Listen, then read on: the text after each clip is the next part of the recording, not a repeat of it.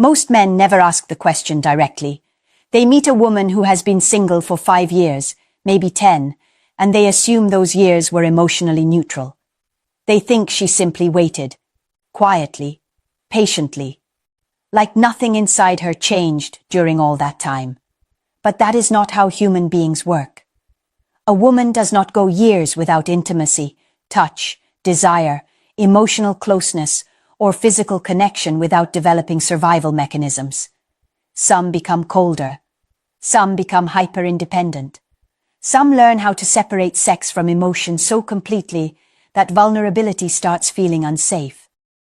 And some bury their loneliness so deep beneath work, routines, and distractions that even they stop recognizing it. That is the part nobody talks about. Because the woman you meet today may not be the woman she was before those years alone changed her nervous system, her expectations, and the way she experiences men. And if you do not understand what happened during those silent years, you may completely misunderstand the person standing in front of you. So before we begin, I want you to tell me something in the comments. Have you ever met a woman who had been single for years and felt like something about her emotional world had become harder to reach? Because what most men notice is only the surface. Society has created a very polished story around female singleness. You hear people talk about self-growth, healing journeys, career goals, solo travel, independence. Everyone celebrates the visible parts, but almost nobody talks about the invisible part, the biological part, the emotional part, the part that still exists after the dinner ends, the phone goes silent, and she climbs into an empty bed, night after night. And that silence matters more than people think. A woman does not suddenly stop being human because there is no man in her life. Her body still craves touch. Her nervous system still responds to closeness. Her mind still wants emotional intimacy, validation, affection, desire. Sexuality is not a switch that turns off when circumstances become inconvenient. It simply moves underground. That is why the waiting is never neutral. The longer someone lives without intimacy, the more their system starts adapting to the absence of it. Some women become emotionally restless without understanding why. Others become irritable, numb, anxious, or deeply distracted. Not because they are weak, because human beings were not designed to feel emotionally disconnected forever while pretending everything is perfectly fine. And here is the dangerous part most men miss. When desire has no healthy outlet, people do not just wait. They develop coping patterns, private habits, emotional defenses, entire identities built around surviving the absence. Silence does not erase desire. It only forces people to manage it in private. And once you understand that, you start asking a much more important question. What kind of woman becomes comfortable living that way for years? Not all female singleness comes from the same place. That is the first mistake men make. They see a woman alone for years and assume she simply hasn't found the right guy yet. Sometimes that is true. Many times it is not. Some women become trapped inside a transactional mindset. They stop viewing relationships as connection and start viewing them as evaluation. Every man is tested, measured, compared. He must constantly prove himself worthy of her time, attention, body, or emotional investment. The problem is that when a relationship starts feeling like a permanent audition, emotionally healthy men eventually walk away. Nobody wants to spend years trying to earn warmth from someone who treats affection like leverage. Some women are alone because fear has completely rewired the way they experience intimacy. Betrayal does that. Trauma does that. A painful divorce can do that. The woman who once trusted deeply and got emotionally destroyed rarely returns to the dating world unchanged.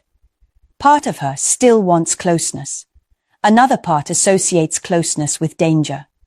So she keeps men at arm's length while secretly wondering why connection never fully develops. Then there are women trapped in outdated self-perception. This one is more common than most people realize. A woman remembers the kind of men she attracted at 23, But she struggles to accept that time changes the dating market for everyone. Instead of adapting, she keeps chasing an idealized fantasy that reality no longer supports. So every man feels disappointing because no real man can compete with nostalgia. And to be fair, not every woman alone is emotionally dysfunctional. Some consciously postpone relationships, career pressure, family responsibilities, healing after divorce, health issues. Real life exists. But even strategic singleness still shapes psychology over time. That is the part people avoid admitting, because whether her loneliness came from fear, standards, trauma, or choice, the emotional consequences still accumulate quietly beneath the surface. Some women are alone because they cannot trust men. Others are alone because no man can pass the audition. And eventually, both situations begin changing the way they see themselves. The human nervous system changes when intimacy disappears for long enough. Not immediately, quietly, gradually. That is why many women do not even recognize what is happening to them while it is happening.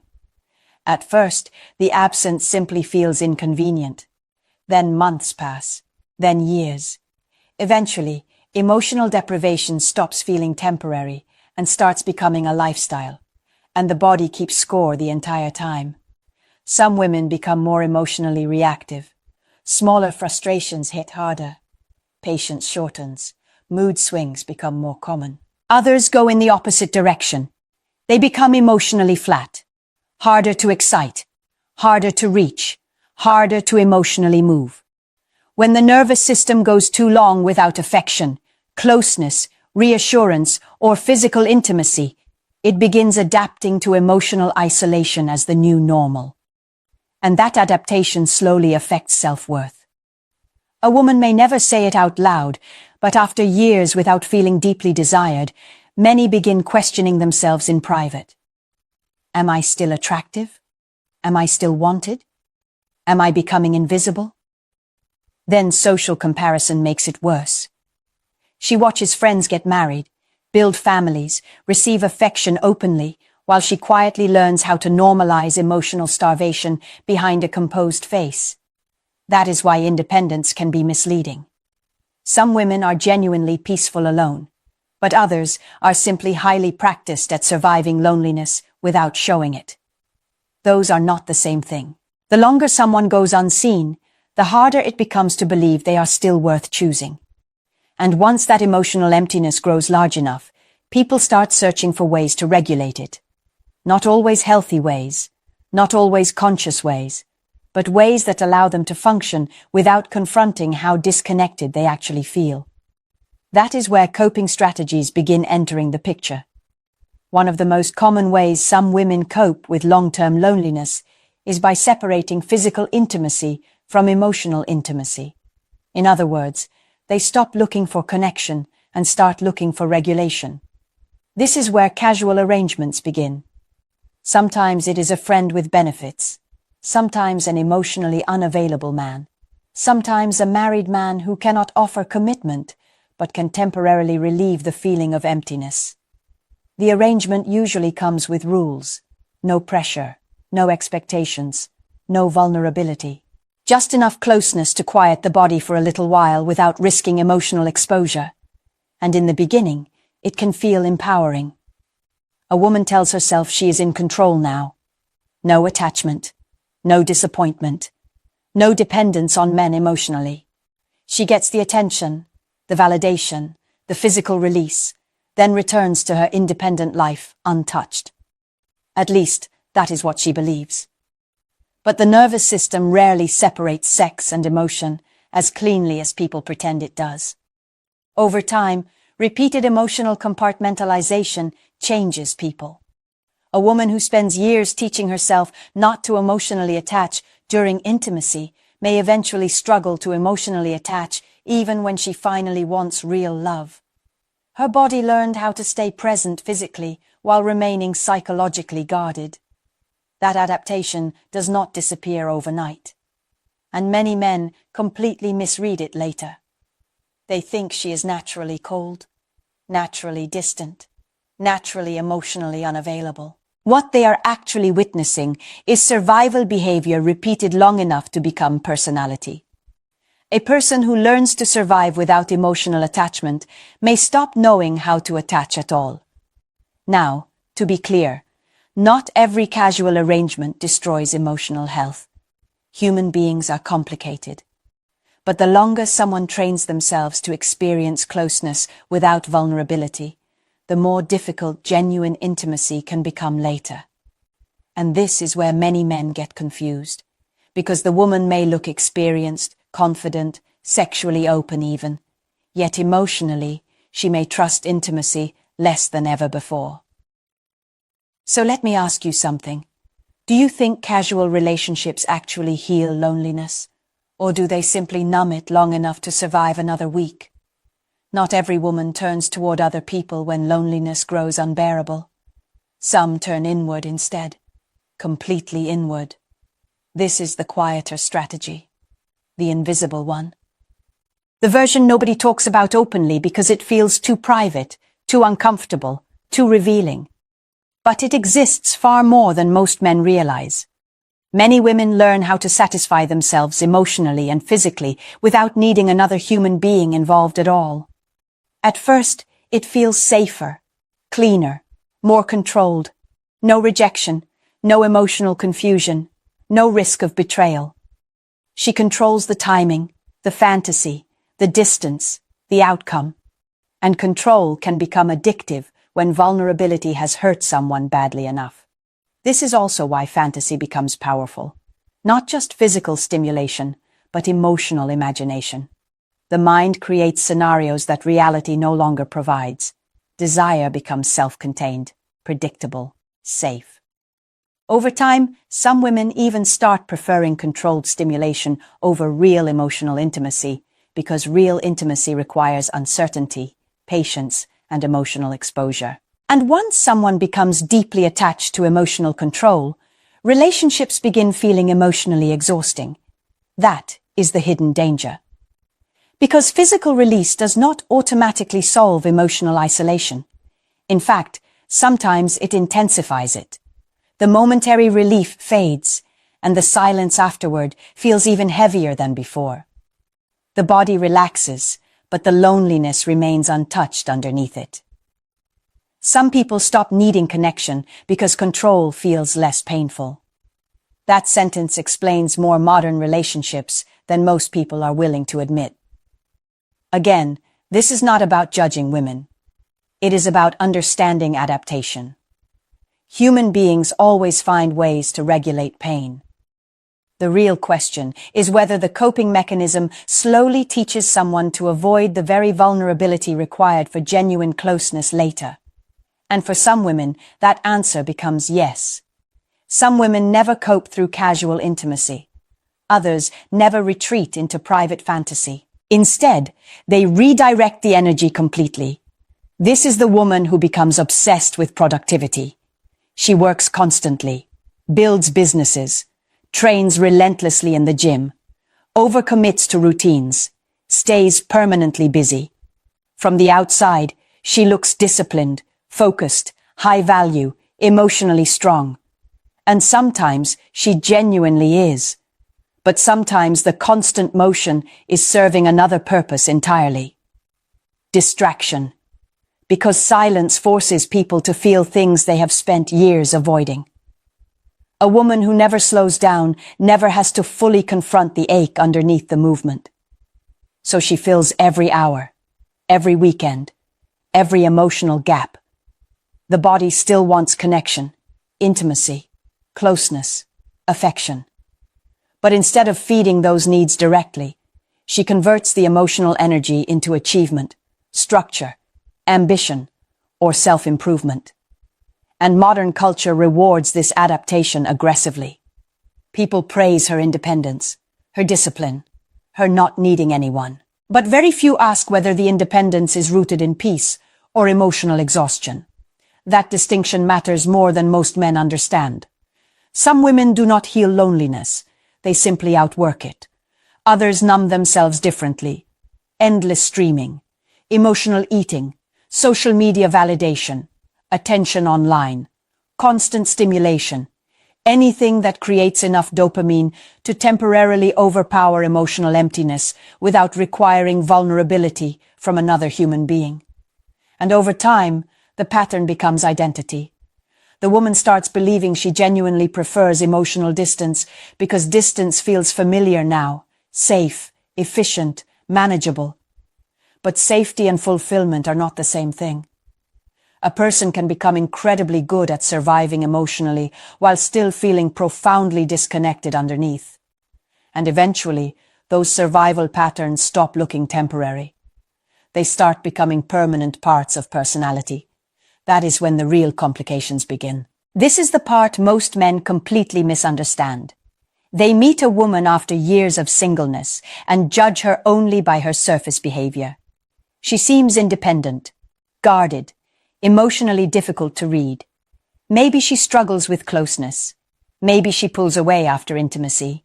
Maybe she craves connection one moment and becomes distant the next. And men often assume that is simply her personality.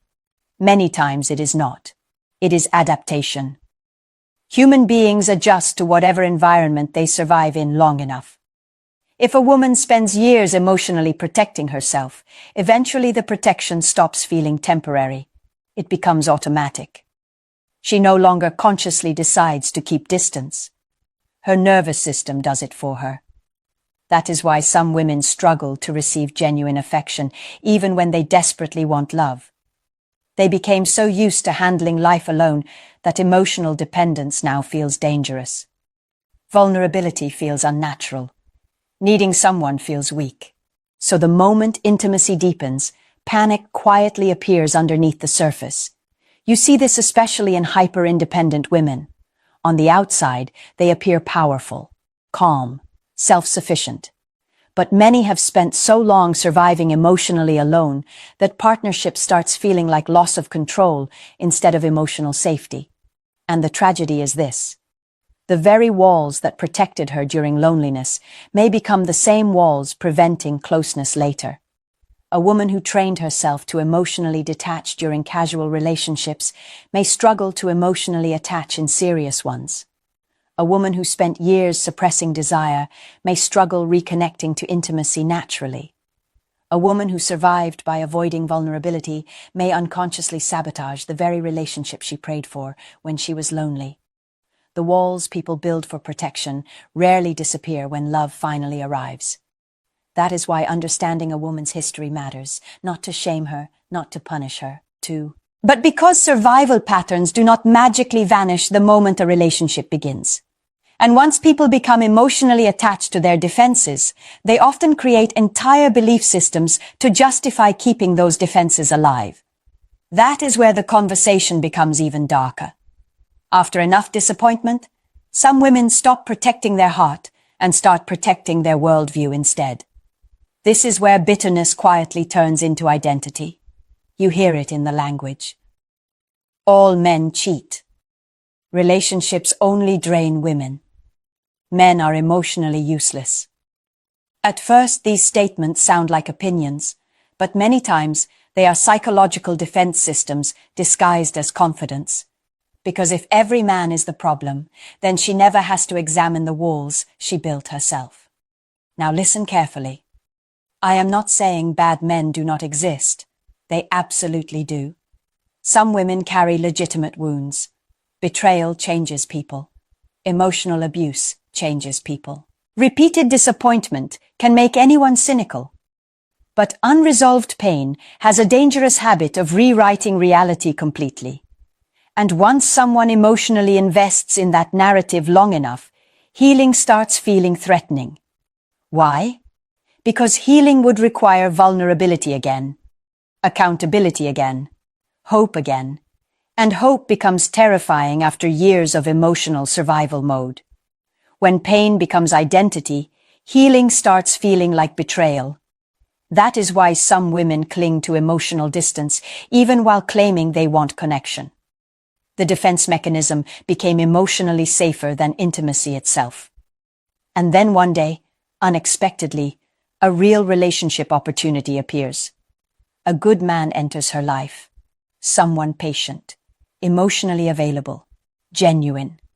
But years of adaptation do not suddenly disappear because the right person showed up. In many cases, that is when the deepest internal conflict finally begins. A lot of men assume that once a woman finally meets the right guy, everything naturally falls into place. They think attraction automatically restores intimacy. It does not. Because relationships do not erase conditioning overnight. A woman who spent years emotionally surviving alone often enters a new relationship carrying invisible habits she no longer notices herself. She may crave closeness deeply, then suddenly pull away the moment she receives it. She may want emotional safety but panic when someone finally gets too emotionally close. She may struggle to trust consistency because chaos became more familiar to her than peace. This confuses many men, especially emotionally healthy men. They show up honestly, communicate clearly, stay consistent. Yet the woman still seems emotionally restless, distant, or difficult to fully reach.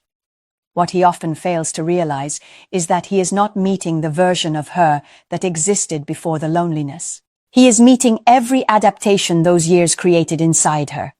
And adaptation leaves fingerprints everywhere, in the way she handles conflict, in the way she receives affection, in the way she responds after intimacy, in how quickly she expects disappointment, in how uncomfortable she feels relying on someone emotionally.